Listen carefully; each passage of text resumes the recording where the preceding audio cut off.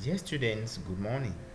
So today we are starting a new chapter on element of quantitative genetics, and our main objective is to estimate genetic parameters including heritability, repeatability, and genetic correlations. Starting with heritability for this particular course, the heritability is defined as the portion of the genetic variance transmitted from parent to their offspring.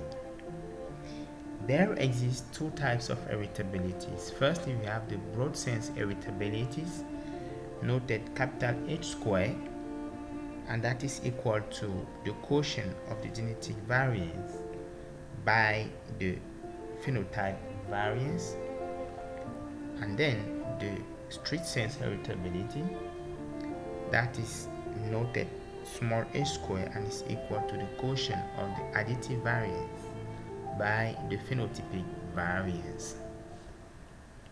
Now, what about the interpretation and meaning of the heritability? For the values of the heritability less or equal to 0.2, it is considered low, and therefore genetic improvement method through selection is discouraged. For values of heritability is included between 0.2 and 0.4, it is average, and the combined selection and crossing is recommended as genetic improvement strategy. Then for values greater than 0.4, the heritability is considered high, and therefore selection highly recommended as genetic improvement strategy.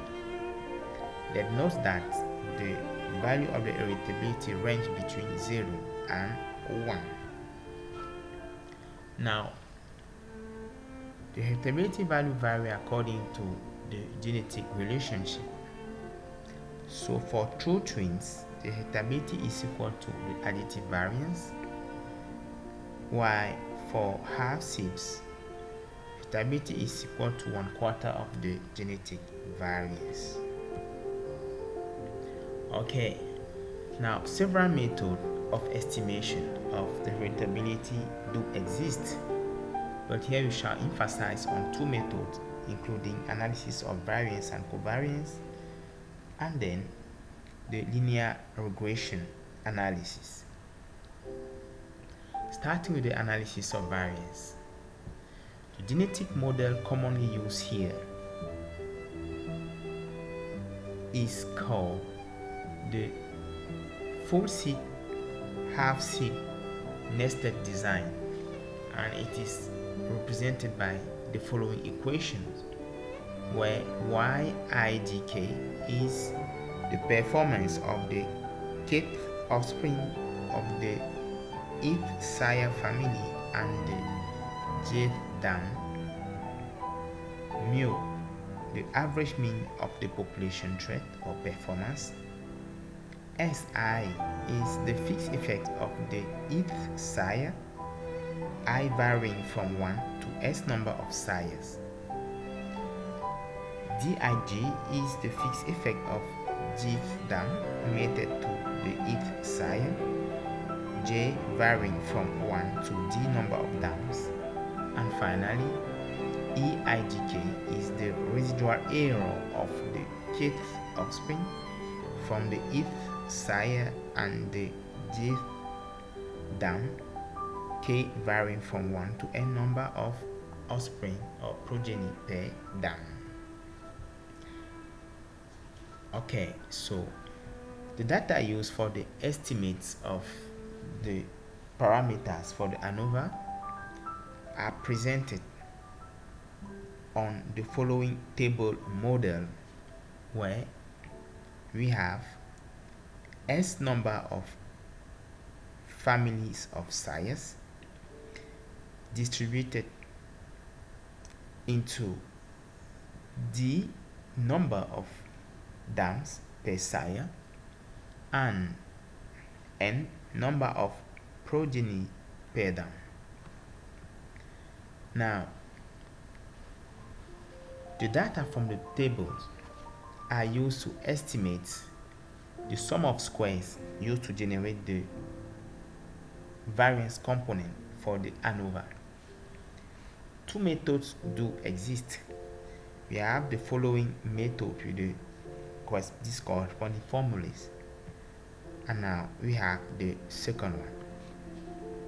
So here is presented the ANOVA table where we have sources of variations, the degrees of freedom and their formulae, the sum of squares and their formulae, the mean squares and their formulae, and then the variance component of size, dam, and the progeny. So the variance component previously listed are computerized according to the following formula and then used for the estimate of the street sense heritability either from the component of size or that of dams. Now the second method is the linear regression method, and for the linear regression the following conditions shall be met. Firstly, the effect of the environment must be null or fully controlled. There shall be no interactions, and there shall be random mating.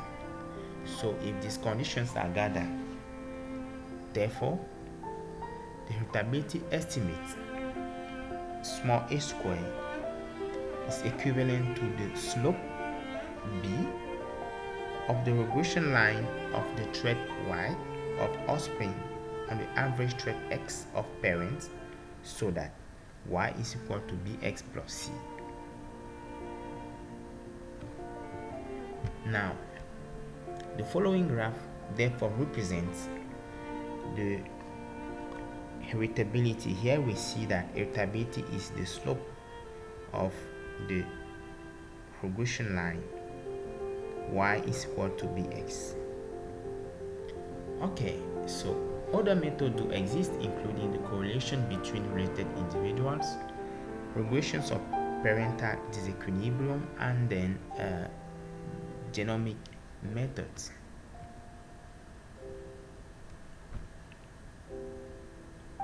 So, dear students, here's presented an assignment for us to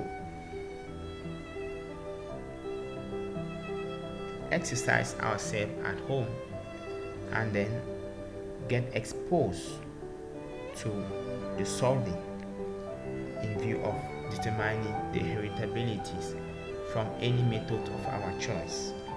And here are the data you will use to solve the assignment.